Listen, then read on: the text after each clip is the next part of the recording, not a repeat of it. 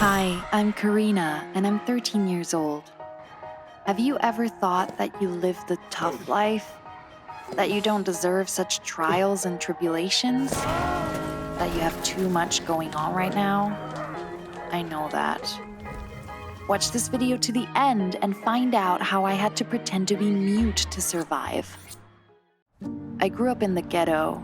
Our district had no funding. The government took all the money for itself, and the ordinary people lived slightly worse than poor. For example, my family was supported by alms. I've known since I was 3 what it was like to walk with my hand outstretched. Even as a child, I was given a legend. I was passed off as a mute to arouse people's pity. Naturally, it worked. At first, I was shy about pretending, but then I got used to it. One day, a guy on the street noticed me. He tried to communicate with me by gestures. I didn't understand what he wanted from me. Could he be ill? But I couldn't leave my workplace. In the end, he just wrote a note and left. I read it in the evening. Hi, my name is Hugh. My brother is an activist for the rights of the poor. Do you want me to introduce you to him? Would you talk to someone who promised to get you out of trouble? There are too many crooks in this world to be trusted, I know that. But on the other hand, sometimes you want to believe in the best, right? I threw the paper away and tried not to think about it again.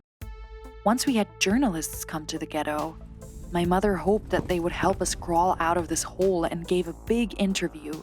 And then the episode with us was simply cut out and they made it look like there were no beggars in our city at all. Therefore, I did not believe in such activists. Everyone only cares about themselves. However, Hugh appeared the next day, and the next, and the next. He talked to me, asked if I knew sign language, tried to teach me. He said that his brother couldn't do it right now, that I would have to wait a little longer and then he would come with his entire film crew. I didn't care about his brother, but it was the first time I had a friend from outside the ghetto who cared about me. I wrote to him on a piece of paper that my family was very poor, that our neighborhood was poor and dangerous, that I never went to school because we simply did not have the opportunity. Hugh brought food and candy, and so, thanks to him, I first learned the taste of chocolate. It was just like, I don't have the words. I ate it all by myself without sharing it with my sister. I liked talking to Hugh, mostly because of the food, yes, I won't lie, but not only that. And I had no idea that he remembered his promise.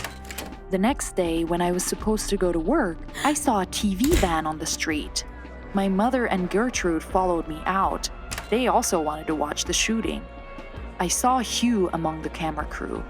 He also noticed me, was happy, and brought a young man to us. "This is my brother," said Hugh. "Please tell him how you live." Would you lie to get help? Would you cheat for money? I had been lying all my life, and I had already taught myself that this was normal. But now I was as shy as I had been as a kid. Was I afraid of the cameras? Who knew? In short, I was ready to sink through the ground. Then my mother came forward and began to talk about our hard life, about the lack of money, about the fact that we did not go to school, and about the fact that her eldest daughter, me, was mute. I wanted to stop her, but I just couldn't bring myself to speak. After the group left, I asked my mother why she did it, because she, like me, did not believe in television. "Well, we must hope for the best," she told me. And this time, she was not mistaken. The report was shown, though not on TV, but somewhere on the internet. It became very popular, so much so that I was even recognized on the street. A charity account was opened in the name of our family, and we even had money.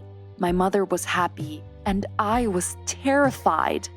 I felt even more ashamed than when I collected alms as a child. I suddenly realized clearly that I was deceiving people and that because of this deception, we were taking money from them. And I would have to keep pretending that I was not talking, maybe even for the rest of my life. I just didn't know what to do. Tell the truth? But we had only just had the opportunity to eat our fill and even buy clothes. I couldn't deprive my mother and Gertrude of the opportunity to live a normal life. But I would give myself away one day, and then what? I decided to take a terrible, desperate step. I decided that I needed to stop lying and at the same time help my family preserve their prosperity. I should have made myself truly mute. But I couldn't. Not because I didn't make up my mind, no. In fact, I was already so depressed that I didn't doubt my decision at all.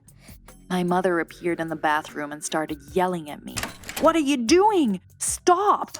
And she snatched the scissors from me. I burst into tears. She tried to calm me down and I ran away from home. To walk, to exhale, to calm down, to make a decision. This helped a little. I eventually came to the conclusion that I had made a fool of myself and I should just wait for the hype to pass. They wouldn't be hurting us all the time, would they? People's attention quickly fades and it was just necessary to buy time. Calming down, I came home and saw a crowd in front of the entrance. Some men in uniform, thank the gods not a police uniform, were knocking on the door. Then they saw me, grabbed me, tried to drag me to the car, trying to calm me down along the way. This, on the contrary, only scared me. I broke away and ran around the back of the house to get in through the window. At home, I met Gertrude crying. What happened? Gertrude, sobbing, told me everything.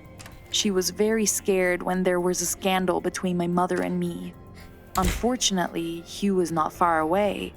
She ran to him for some reason, thinking that I would hide with him. She told him about my fight with my mother. And Hugh... oh, he thought that my mother was using me and tormenting me. Damn. I got mad at my sister and yelled, "Who asked you to do this?" Gertrude started crying even more, and I was wondering what to do. Hugh brought in social services, and now everyone thought that Mom was a family tyrant. Crowds of journalists would flow. Maybe the police would arrive. It had to come, since the daughter almost hurt herself because of her mother. Oh gods, why did this happen? I didn't mean to. Okay, there was no use crying over spilt milk. There was only one way out of the situation, and I had to decide on it. I called Hugh's number from my mother's phone. Yes, I called, not texted. I decided to put an end to this. To say that Hugh was startled was to say nothing. I apologized and asked if I could meet him and talk to him. He agreed. He also brought his brother to the meeting. I let them in through the window and told them the truth. Finally, I said that my mother never made me feel bad. She asked me to lie just so we could survive. Hugh was silent all this time, and I couldn't even look in his direction. I was very ashamed of lying to him. But his brother didn't seem to be offended at all. He just said that we should think about how to make the story public so that we didn't look like crooks. Hugh didn't say anything, or even say goodbye when they left our house. I wasn't surprised. I understood his feeling too well, and it only hurt me to lose such a friend. My mother wasn't arrested. Hugh's brother created another film about our family. It was very difficult to persuade my mother to tell the truth. She was still very afraid of journalists and did not believe that we could be helped selflessly, not out of pity for a disabled child. The film was released with the title Karina's Lie. The documentary story about a girl who lied to other people to save her family became even more popular than the previous film, and for some reason, we even began to get alms even more than before. However, I read various comments on the internet where we were called scammers. Well, I understood why they thought so. After the premiere, Hugh suddenly met me. We took a long walk down our poor trash alley and talked.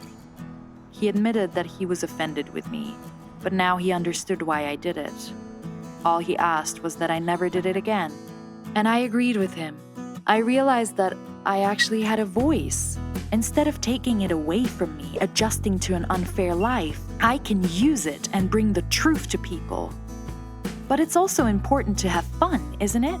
So subscribe to our channel, or maybe you have interesting true stories yourself. Well, we will be happy to hear them.